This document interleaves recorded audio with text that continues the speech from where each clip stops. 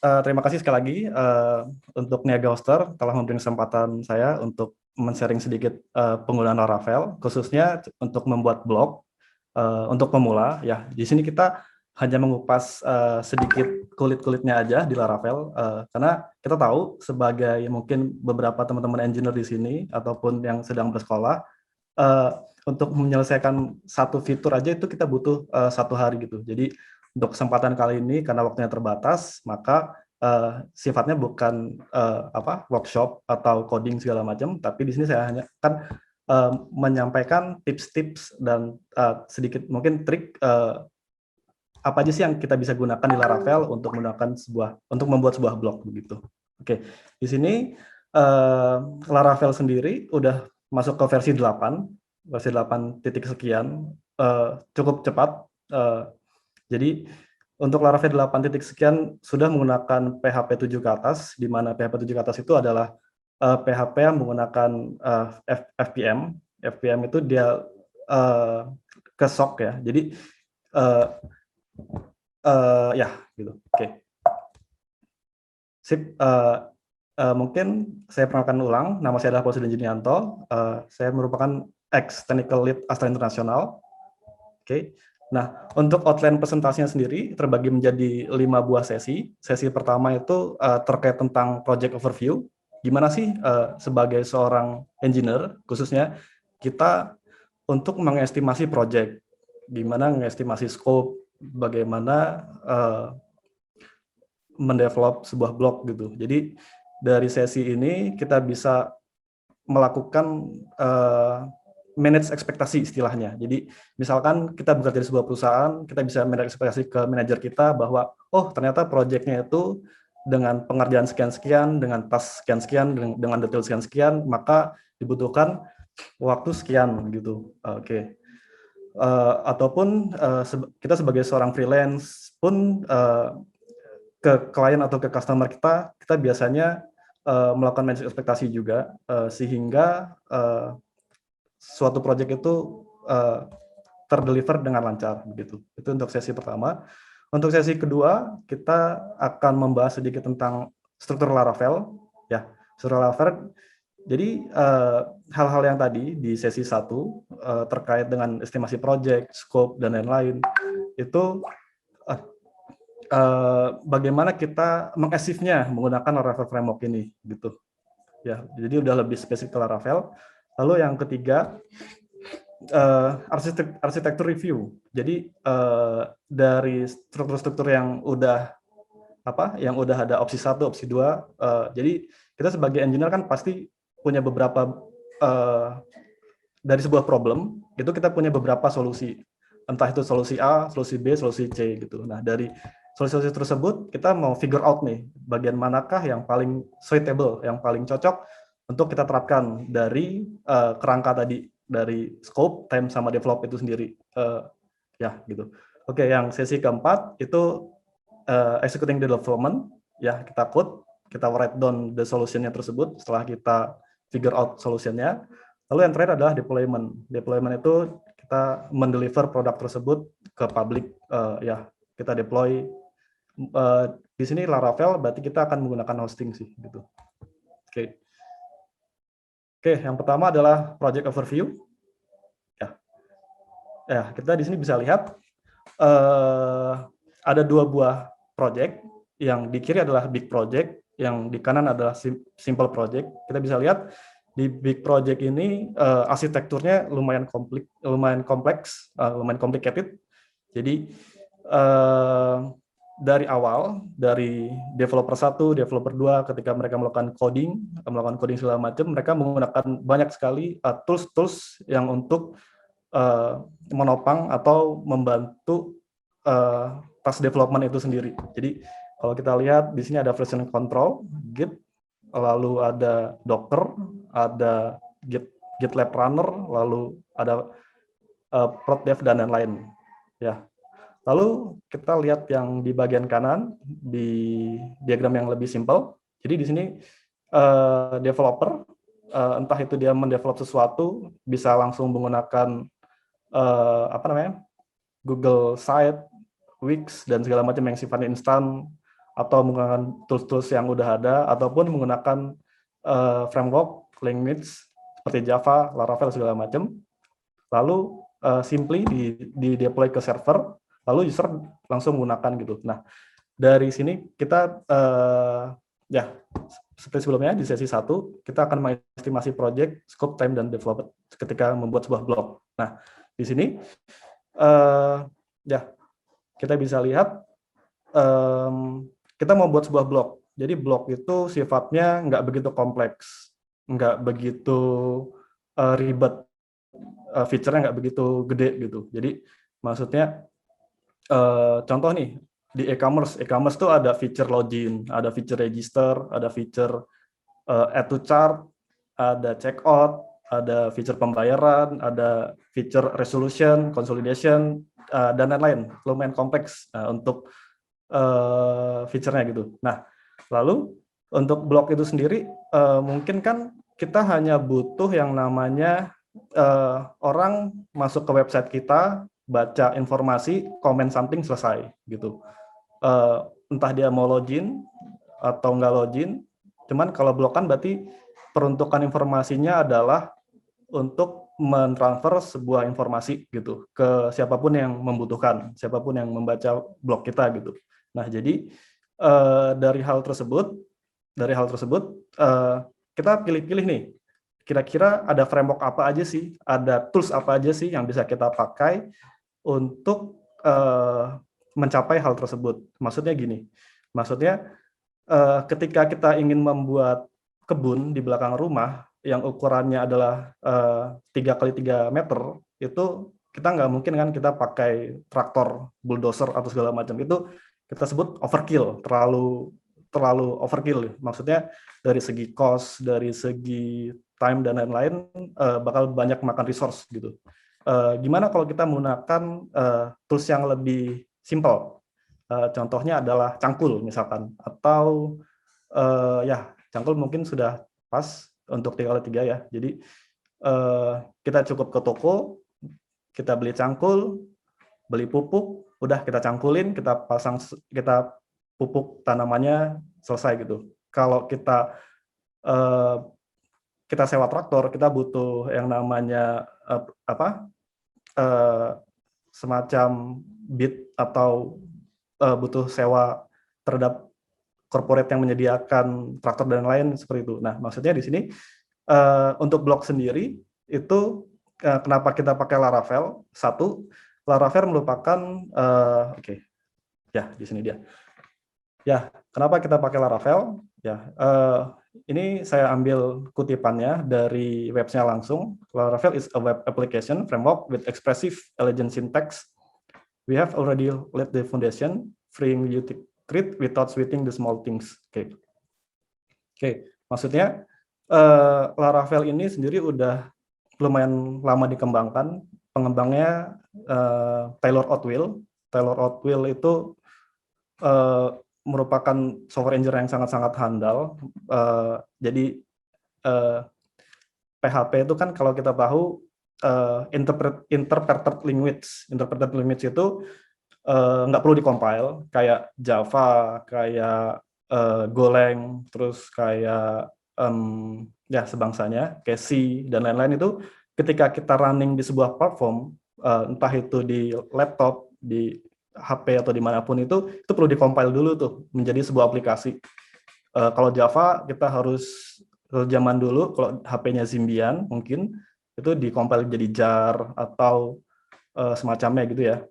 Terus kalau kalau Java C pun butuh dikompil yang sesuai dengan operating sistemnya. Jadi kalau operating sistemnya adalah Windows, berarti butuh hasil kompilannya yang bersifat Windows. Kalau Mac, Linux Foundation, maka kompilannya adalah Linux Foundation, semacamnya gitu.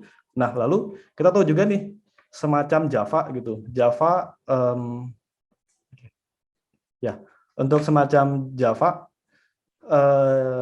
dia adalah compile. Maksudnya compile, walaupun dia dibuat ke sebuah aplikasi, dia butuh suatu fondasi. Kayak kalau rumah itu kita butuh pondasinya dulu baru pasang rumahnya. Nah, kalau di Java itu kita butuh yang namanya JDK, Java Development, Java Runtime dan lain-lainnya itu harus kita install dulu tuh di apa namanya di operating system yang mau kita gunakan. Baru Java-nya jalan di atas hal tersebut gitu. Jadi butuh jembatan gitu.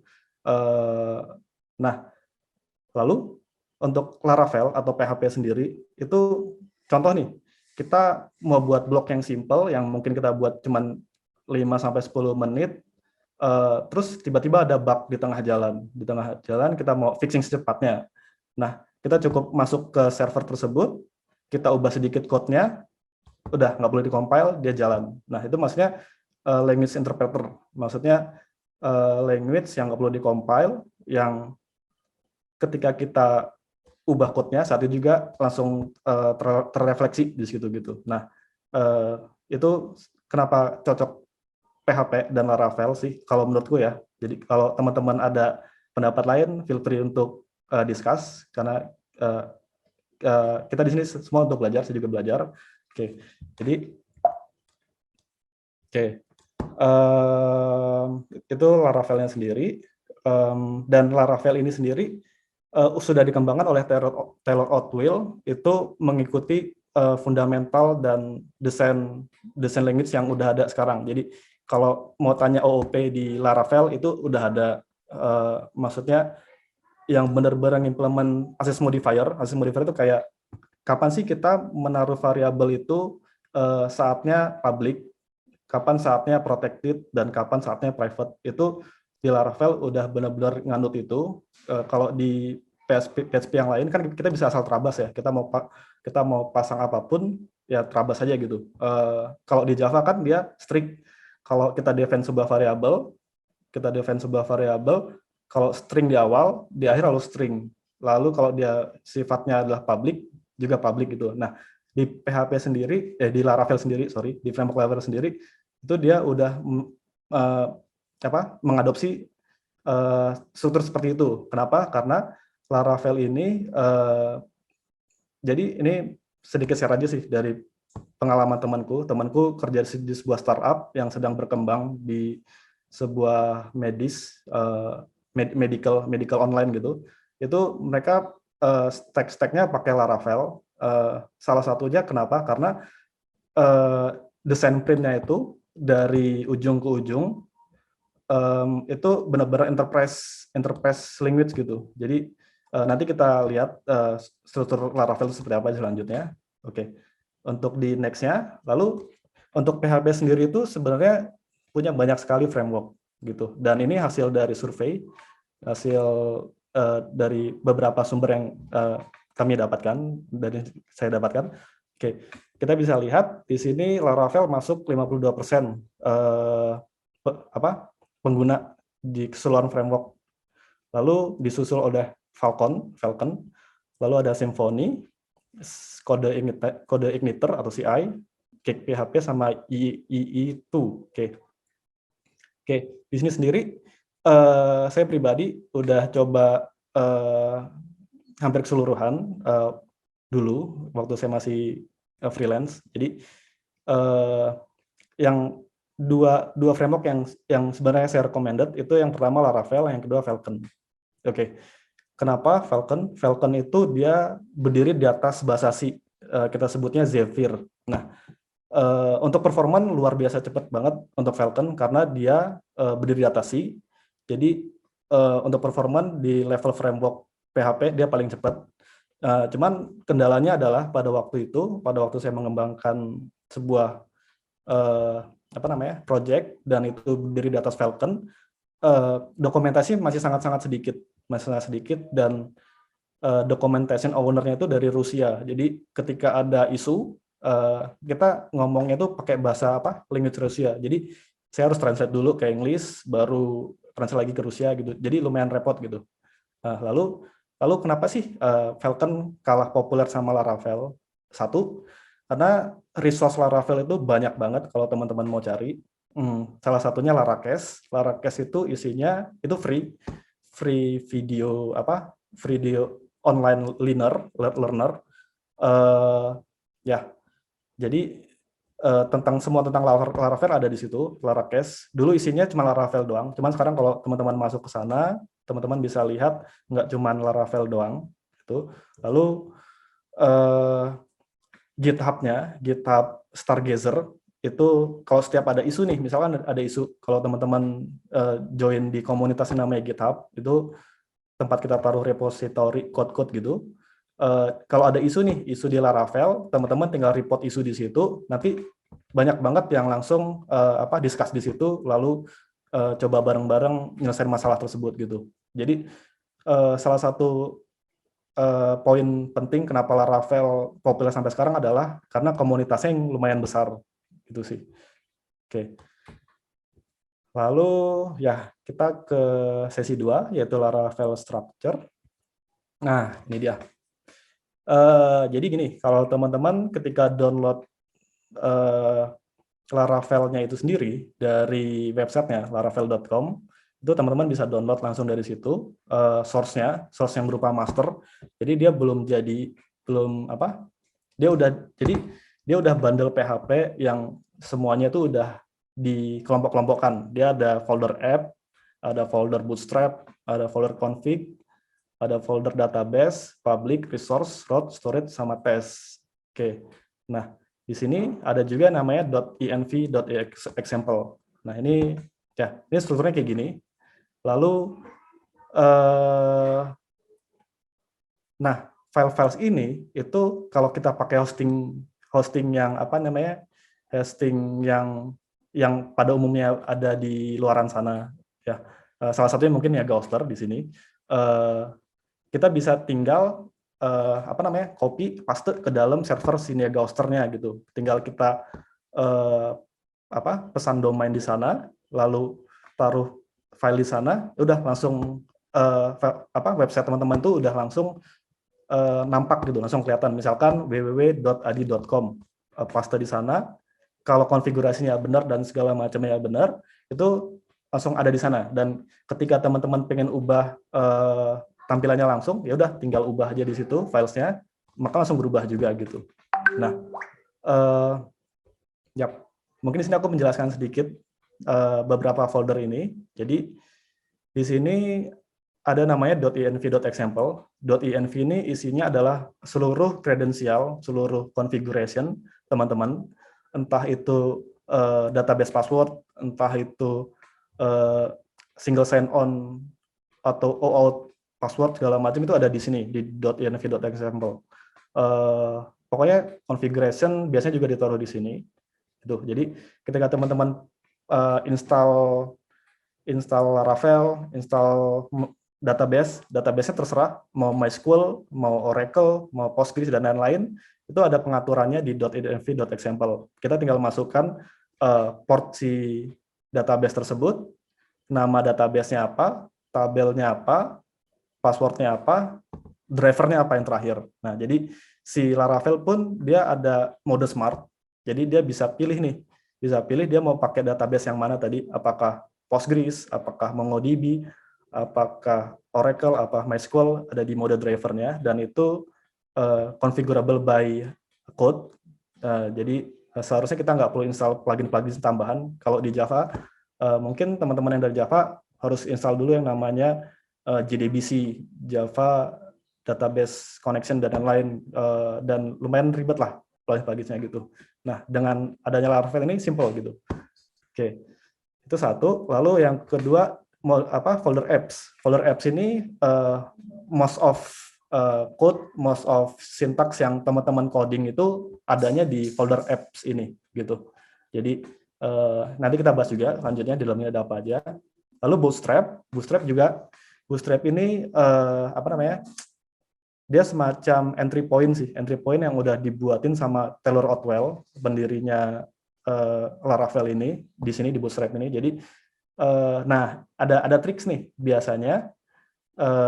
Kalau teman-teman pengen nyumputin file-file penting kayak .env dan folder lain ini, folder ini tuh dimasukin ke namanya folder internal, folder private di dalam set hosting.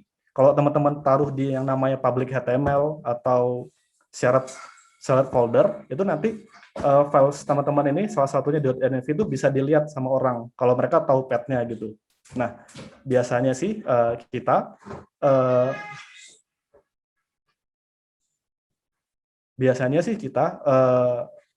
cukup taruh satu aja di depan, yaitu index.php-nya ini, yang kita arahin ke dalam bootstrap-nya di tempat folder lain gitu. Jadi untuk tingkat keamanan bisa dibilang dia nggak bakal bisa ngakses yang di dalam internal gitu sih. Itu mungkin sesi terpisah aja untuk bagian itu.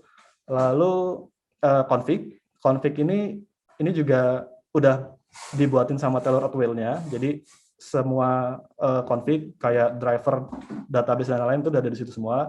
Database juga. Lalu public. Nah, public ini kita untuk taruh semua yang bersifat yang bisa diakses dari public. Entah itu teman-teman mau taruh image, ya udah taruh di folder ini gitu. Terus teman-teman mau taruh yang namanya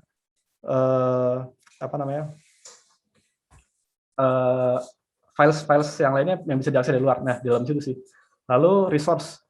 Nah, resource ini itu tempat taruh JavaScript, CSS dan lain-lain biasanya ditaruh di sini sih.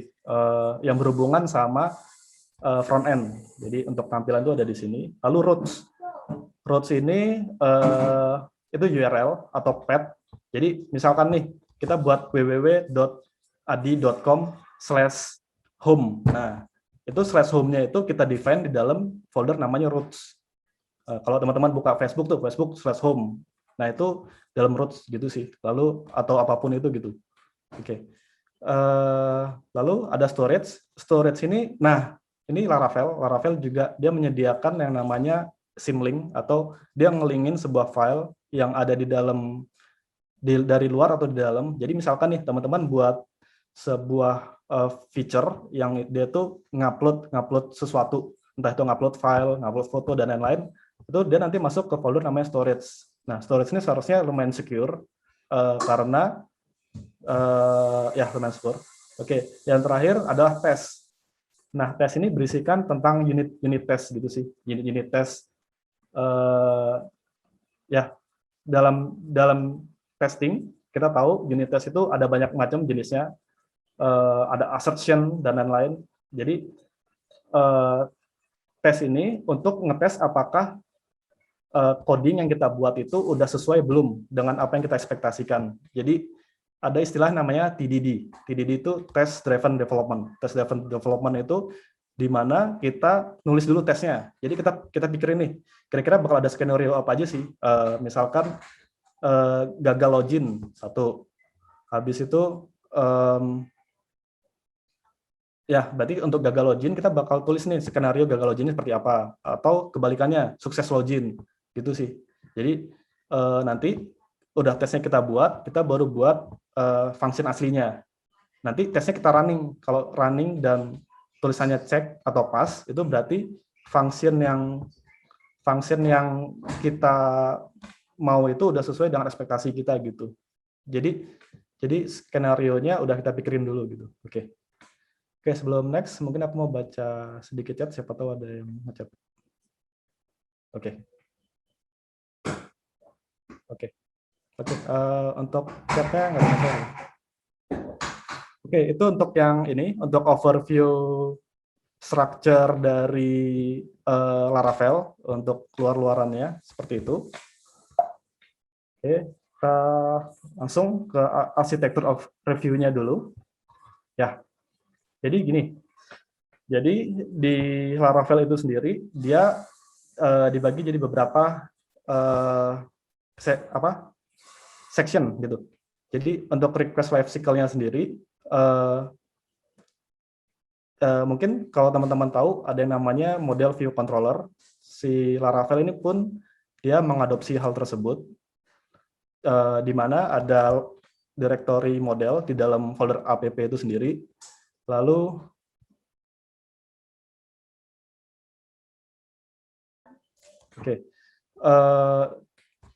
ya di dalam folder itu ada model, itu isinya adalah berupa mirror. Kita bisa sebutnya mirror. Jadi biasanya sih, misalkan kita buat sebuah tabel di database, misalkan tabel mahasiswa.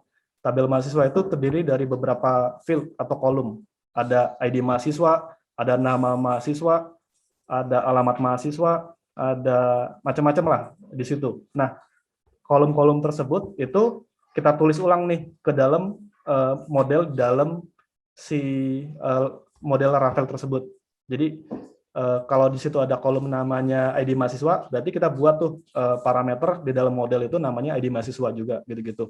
Itu ada bagian model, lalu dia juga ada bagian yang namanya controller. Controller itu pada umumnya secara common pada umumnya itu dia hanya menyambungkan antara model sama request yang masuk. Maksudnya gini, jadi ketika teman-teman membuat sebuah proses bisnis, misalkan feature login kan berarti ada isi nama, isi segala macam, lalu ada validasi kan, apakah nama tersebut ada angkanya dan lain-lain, itu bisa di dalam controller. Cuman biasanya lagi di Laravel itu dia ada layer satu lagi namanya layer validator. Dia letaknya di bagian service gitu sih. Nah, itu nanti ada di yang kedua itu service container, cuman kita di request lifecycle dulu. Oke, jadi udah dua ya. Yang pertama model itu untuk akses database semua yang berhubungan database. Lalu controller itu dia yang berhubungan dengan use case bisnis, skenario bisnis dan lain-lain. Lalu yang terakhir pada umumnya itu view.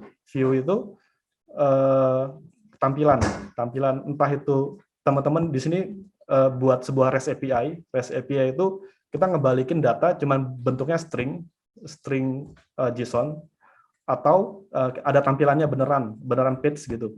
Kalau beneran page-nya contoh nih buat halaman registration. Kalau halaman registration berarti ya benar-benar di situ ada HTML-nya dan lain-lain di dalam folder view gitu sih. Oke. Untuk yang service container, ya service container ini isinya banyak banget. Salah satunya tadi validator. Jadi Laravel itu dia udah udah rapih gitu. Jadi semuanya udah ada tempatnya. Kalau mau buat validator, udah disediain standarnya di standar service.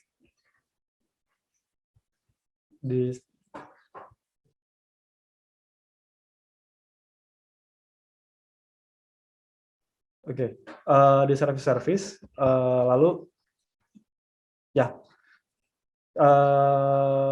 oke. Tadi sampai di mana? Oh, validator. Oke. Ketika di validator, ya itu di self service. Lalu ada juga yang namanya event listener. Nah, event listener ini jadi gini, teman-teman ngebuat halaman registrasi, tapi dia ada feature ngirim email. Jadi ketika orang tersebut register, masukin nama, password, submit. Nah, saat itu juga dia dapat email langsung gitu. Nah, itu kalau teman-teman ngedesainnya sinkronos itu maksudnya ketika orang tersebut register, datanya sudah masuk ke database, lalu kirim email, itu pasti ada performance issues. Performance issue yang satu, di situ ada proses di mana validasi, apakah datanya benar dulu. Kedua, apakah datanya sudah tersimpan ke database. Jadi ada proses juga waktu di situ. Yang terakhir, yang paling lama biasanya proses pengiriman email. Ketika dia kirim email, lalu sukses, baru selesai. Nah, bayangin kalau teman-teman buat itu, sifatnya ada sinkronos, ketika dipencet, maka itu loadingnya lama tuh. Loadingnya mungkin ya 10 detik, mungkin worst case-nya 5 menit karena email pengirimannya lama. Ya gitu. Jadi itu bisa diakalin dengan cara prosesnya dibuat asinkronus. Nah, proses asinkronus tersebut itu kita implement yang namanya event listener di dalam Laravel. Nah, itu ketika registrasi selesai, itu si penggunanya langsung terima statusnya. Kalau dia udah tervalidasi sukses dan lain-lain, dia maka dapat langsung gitu.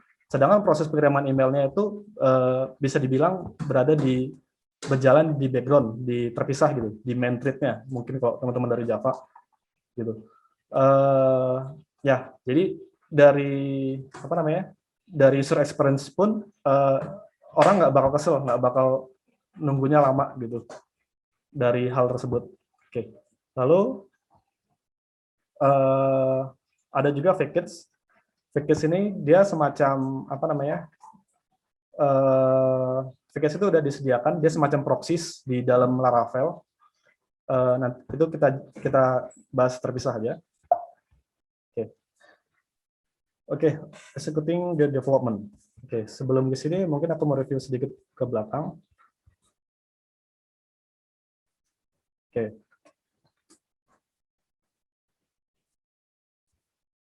Nah, ini dia.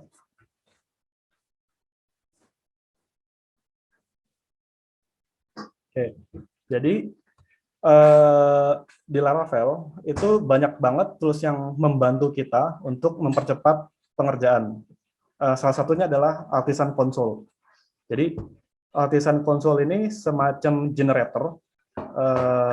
Misalkan teman-teman nih ketik PHP Artisan create controller. Nanti dia nge-generate beberapa hal yang berhubungan dengan controller, atau teman-teman pengen buat database migration gitu. Tinggal PHP Artisan create DB migrate dan lain-lain gitu. Itu semuanya udah disediain sama Artisan Artisan Console. Lalu ini broadcasting yang tadi. Broadcasting itu jadi apa? Ketika kita terima sebuah request, terus requestnya itu dia mau paralel eksekusi banyak hal, salah satunya kayak tadi, simpan ke database, send email, dan lain-lain, itu bisa dilakukan di Laravel juga, pakai broadcasting ini. Lalu ada cache, atau cache, biasanya orang Indonesia bilang, atau apa namanya, penyimpan apa? Jadi, cache di Laravel itu gunanya untuk mempercepat sebuah proses. Contoh nih, yang paling sering dilakukan itu kita nge-cache bagian view atau bagian tampilannya. Jadi kalau teman-teman ngejalanin namanya npm mix itu dia di dalam Laravel ada untuk nge-compile apa namanya? Nge-compile JavaScript, HTML, dan lain-lain gitu. Itu dibuat jadi JS map, dan mungkin secara kasat mata manusia itu kode-kode aneh. Cuman kalau secara sistem itu dia mempercepat proses. Itu salah satu kemampuan khas Laravel. Dan juga misalkan nih kita mau menyimpan data-data dari database. Misalkan nih teman-teman buat blog yang ternyata ada satu artikel yang diakses benar-benar tinggi, benar-benar trafficnya tinggi banget. Jadi, tapi artikel tersebut nggak pernah berubah. Jadi, misalnya ada 1 juta viewer dengan artikel yang nggak pernah berubah, itu kalau langsung nge-hit ke database, itu ada kemungkinan 2. 1, database-nya mati karena nggak kuat, karena terlalu banyak banget traffic ke database. 2, ada bottleneck dari connection ke database-nya tersebut kalau database-nya kuat gitu. Ada banyak hal, ada banyak pendekatan yang bisa kita kasih solusi buat itu. Cuman yang paling simple untuk blog itu kita bisa simply kita cache. Jadi data-data di database itu ketika orang akses artikel kita nggak perlulah sampai ke database, langsung di level cache. Nah, cache ini sendiri biasanya disimpan di memori ya. Jadi udah di level memori langsung kebaca gitu. Oke. Untuk collection juga, collection ini ada banyak banget bentuknya. Yang paling banyak itu digunakan untuk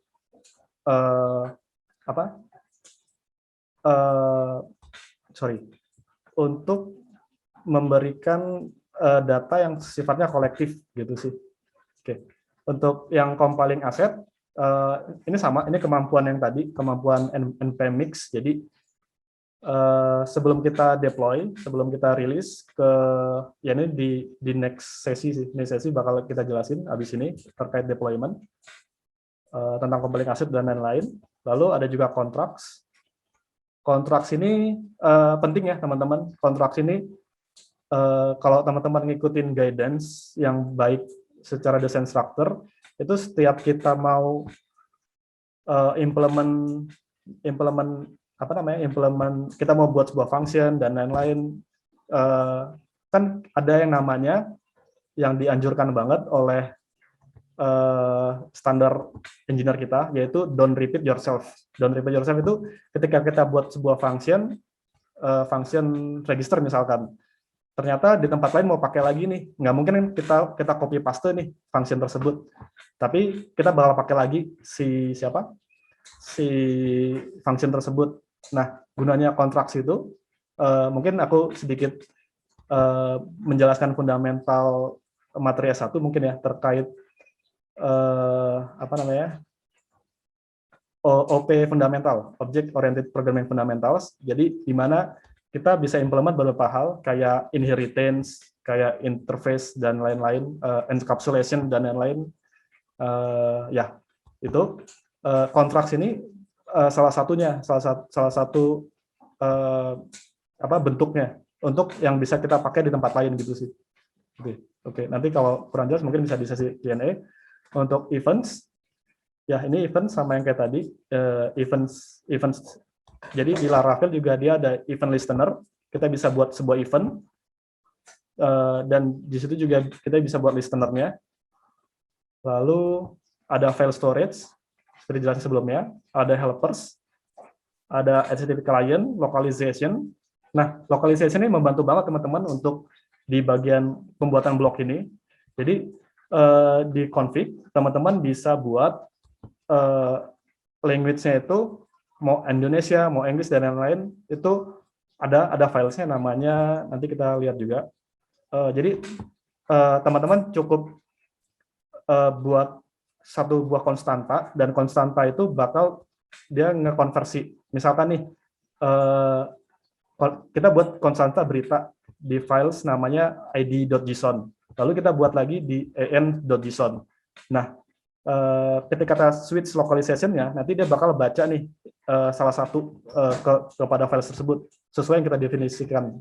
Nah, itu udah provide oleh Laravel. Lalu ada mail juga, untuk pengiriman mailnya udah dibuat di Laravel, kita tinggal pakai.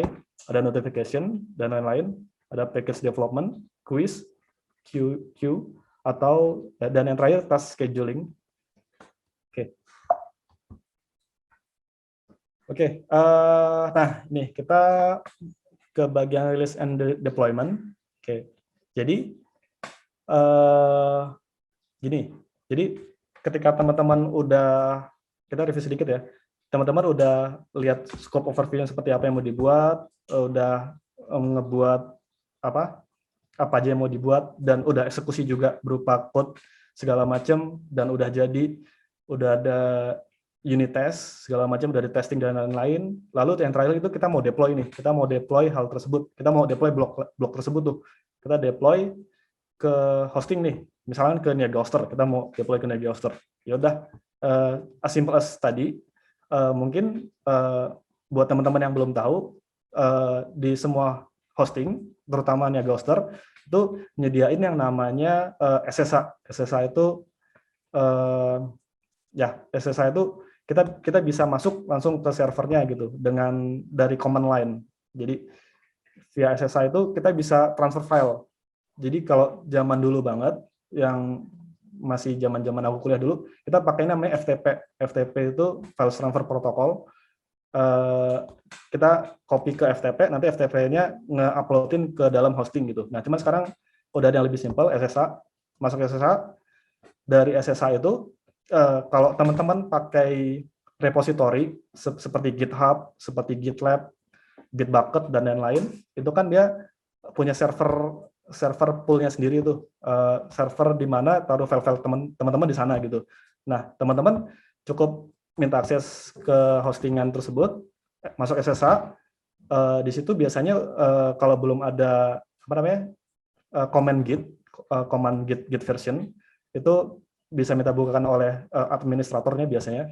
Lalu tarik tarik file teman-teman yang ada di GitLab, Gitbucket atau GitLab. Jadi sesimpel masuk ke SSH lalu git pull. Nanti semua file teman-teman tuh udah ada semua tuh dalam server tersebut.